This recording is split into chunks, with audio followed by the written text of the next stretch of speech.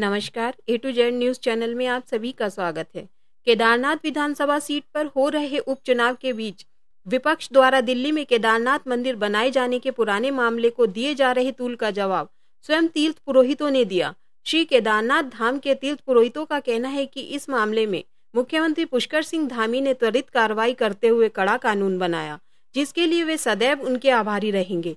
केदार सभा के अध्यक्ष राजकुमार तिवारी ने कहा, श्री केदारनाथ धाम के नाम से दिल्ली में कुछ समय पूर्व जो केदारनाथ ट्रस्ट बना था, उस मामले में जब तीर्थ पुरोहितों की मुख्यमंत्री से वार्ता हुई, जिसके तत्काल बाद मुख्यमंत्री ने आश्वासन दिया कि ऐसा नहीं होने दिया जाएगा। मुख्यमंत्री ने तीर्थ पुरोहितों की भावनाओं का सम्मान करते हुए इस मामले में कैबिनेट में प्रस्ताव रखा, जिसके बाद 4 धामों के नाम से देश में कहीं भी मंदिर नहीं बनाने को लेकर कड़ा कानून बनाया गया, जिसके लिए वे समस्त तीर्थ पुरोहित मुख्यमंत्री जी के आभारी हैं। जय बाबा केदार। श्री केदारनाथ धाम से के नाम से जो दिल्ली में जो केदार धाम ट्रस्ट बना था और उसका सबसे पहले विरोध श्री केदारनाथ धाम से ही हुआ था।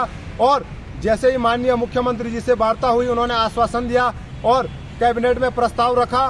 कैबिनेट में प्रस्ताव रखने के बाद उन्होंने चारों धाम के नाम से कहीं भी कोई भी मंदिर नहीं बनेगा, जो महत्वपूर्ण निर्णय लिया। इसके लिए श्री केदार सभा माननीय पुष्कर सिंह धामी जी का बहुत बहुत धन्यवाद एवं आभार प्रकट करती है। जय बाबा केदार।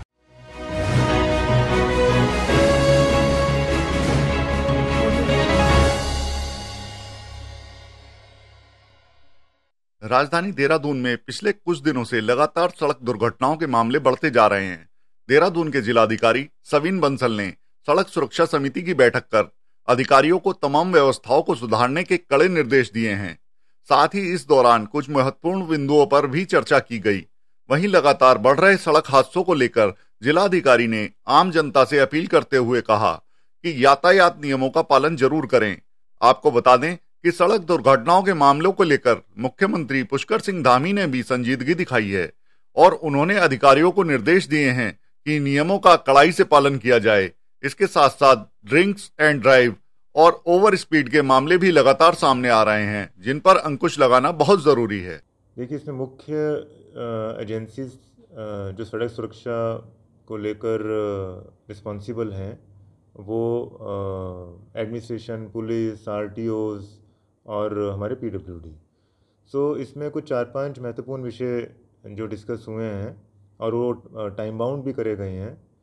पहला है कि वल्नरेबल स्ट्रेचेस पे, चौंक्स, चौराहों पे और जो हमारे जंक्शंस हैं वहाँ पे स्पीड ब्रेकर्स ऐसे कि वहाँ पे vehicles are force to reduce speed. Rumble strip से कई बार हमने देखा है कि वो इफेक्ट नहीं आ पाता, तो हमने जो हमारे ट्रेडिशनल स्पीड ब्रेकर्स रहे हैं बिटुमेन के, WBM के, तो वो लगाने के लिए निर्देशित किया है विद प्रॉपर मार्किंग। सो ये हमारे कुछ स्ट्रेचेस SSP साहब ने और RTO ने चिन्हित किए हैं और वो लिस्ट प्रोवाइड कर दी गई है PWD को, और मनी जो है उसके लिए हम अपने सोर्सेज से देंगे। तो ये स्पीड ब्रेकर्स उम्मीद है कि हमारे अगले माह तक वल्नरेबल स्ट्रेचेस में लग जाएंगे। सेकंड है कि जो ख़राब ट्रैफिक लाइट्स हैं, हालांकि वो बहुत कम प्रतिशत है, तो उसके लिए भी SSP साहब ने विदिन 10 डेज़ वो ठीक कराने के लिए अपने स्टाफ को, टीम्स को बोल दिया है। कुछ नई ट्रैफिक लाइट्स का भी उन्होंने प्रपोजल दिया है 14 पॉइंट्स पे, तो उसकी हमारी प्रक्रिया शुरू हो गई है आज से। हमने PPP मोड में इसको लगाने का निर्णय लिया है, जिसमें ज़ीरो कॉस्ट पे इनको इंस्टॉल किया गया जाएगा। जैसे हमारे EV चार्जिंग स्टेशंस का कार्य अभी गतिमान हो चुका है, तो उसी मॉडल पे इसको लगवाया जाएगा। इसको हम निगम से रूट करवाकर पब्लिसिटी राइट्स को शेयरिंग करवाएंगे between the firm and the Nigam. Third हमारा जो मुख्य पॉइंट था वो CCTV कैमरास का था। 800 ऑड कैमरास हैं स्मार्ट सिटी के, जिसमें से लगभग 350 कैमरास उनके अभी दे आर नॉन वर्किंग। सो 10 दिन की डेडलाइन उनको दी गई है और ये एक उनको शो कॉज भी दिया गया है कि ये ONGC कैमराज अगर वर्क नहीं कर रहे थे तो उसके कारण स्पष्ट करें, who was responsible and why were they not working. और ये जो आपके 350 कैमराज अभी ख़राब हैं, इनका 10 दिन में हमें रेक्टिफिकेशन रिपोर्ट करवा के रिपोर्ट करेंगे, क्योंकि कैमराज सिर्फ ट्रैफिक मैनेजमेंट के लिए नहीं है, लॉ एंड ऑर्डर मेंटेनेंस के लिए भी हैं, क्राइम प्रिवेंशन के लिए भी हैं। पुलिस के रेस्ट ऑफ द कैमराज हैं अराउंड 350-400, उसमें से उनके 90% कैमराज आर वर्किंग। जो कैमराज उनके ख़राब हैं उसकी AMC नहीं हो पाई थी, उसके लिए हमने उनको फंड्स दे दिए हैं। वो AMC ये जो कैमराज थे ये माननीय विधायक निधि से लगाए गए थे विभिन्न वर्षों में। तो कुछ कतिपय कारणों से अगर उनको फंड्स नहीं मिल पा रहे हैं AMC के लिए, तो वो हमने 5 लाख रुपए उनको प्रोवाइड कर दिए हैं अनटाइड फंड से। तो वो कैमराज भी जल्दी हमारे ऑपरेशनल हो जाएंगे।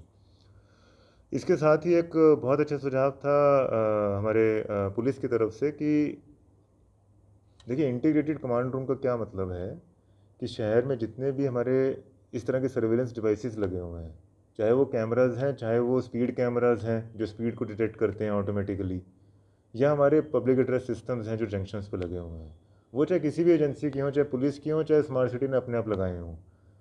So it becomes incumbent on the authorities के जब इंटीग्रेटेड कमांड रूम है तो ये सारी फीड्स जो हैं, इनका जो सारा आउटपुट है वो एक जगह प्रदर्शित होना चाहिए सर्वर में और डिस्प्ले स्क्रीन्स पे, जो अभी तक नहीं हो पाया है। सो ये हमने निर्देशित किया है स्मार्ट सिटी अथॉरिटीज़ को कि ये अगले माह तक सभी फीड्स इंटीग्रेट हो जानी चाहिए। अदरवाइज जो स्मार्ट सिटी के सर्वेलेंस डिवाइसेस हैं, they are of no use to the police. Police is responsible for law and order maintenance, crime prevention. तो जितना भी इंफ्रास्ट्रक्चर सिटी में लगा है उसका जो आउटपुट्स हैं वो जब तक हम पुलिस से शेयर नहीं करेंगे तो तब तक they are of little use to us. तो ये अगले माह तक इंटीग्रेट करने के निर्देश इनको दे दिए गए हैं। अगले माह हम फिर बैठक करेंगे और इसमें ये सारी प्रगति रिपोर्ट इनसे ली जाएगी।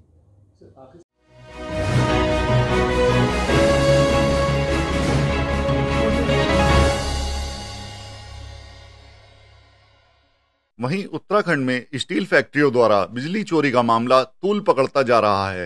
राष्ट्रवादी रीजनल पार्टी के राष्ट्रीय अध्यक्ष शिव प्रसाद सेमवाल ने आरोप लगाया है कि इन फैक्ट्रियों से हर साल सरकार को 500 करोड़ का नुकसान हो रहा है। उन्होंने इस घोटाले में शामिल अधिकारियों और राजनीतिक नेताओं की CBI जांच की मांग की है। साथ ही सेमवाल ने राज्य सरकार से बिजली टैरिफ में 3 रुपए प्रति यूनिट की बढ़ोतरी को कम करने और किसानों को 1 रुपए प्रति यूनिट सब्सिडी देने की अपील की है।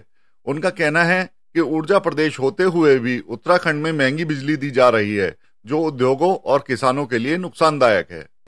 उत्तराखंड में जितनी स्टील फैक्ट्रियां हैं वो बिजली चोरी करके हर साल सरकार को 500 करोड़ रुपए का नुकसान पहुंचा रही है। हमने माननीय मुख्यमंत्री जी से मांग की है कि बिजली चोरी में शामिल तमाम अधिकारियों की और तमाम जितने भी राजनीतिक व्यक्ति हैं, इन सबकी ED और CBI से जांच की मांग की है। दूसरा, हमने उत्तराखंड सरकार की जो पॉलिसीज हैं बिजली को लेकर के, उसमें संशोधन की भी मांग की है कि जैसे उत्तर प्रदेश में किसानों को और बिजली वालों को 1 रुपए प्रति यूनिट सब्सिडी दी जाती है। इसके अलावा वहाँ पे पिछले 7 सालों में टैरिफ नहीं बढ़ा, यहाँ पे 3 रुपए प्रति यूनिट टैरिफ बढ़ चुका है पिछले 7 सालों में। तो हमारी मांग है कि बिजली में सुधार किया जाए। ऊर्जा प्रदेश है, औद्योगिक प्रदेश है, 3 रुपए प्रति यूनिट जो बढ़ोतरी की है ये कम की जाए। जो बिजली में जो किसान हैं, जो अन्य लोग हैं, इनको 1 रुपए सब्सिडी दी जाए और लाइन लॉस को तत्काल कम किया जाए। और विद्युत उत्पादन में लगी हुई जो कंपनियां हैं, इनका 1 रुपए वाटर सेस के नाम पे बढ़ाया गया है, ये तत्काल कम किया जाए, तभी हम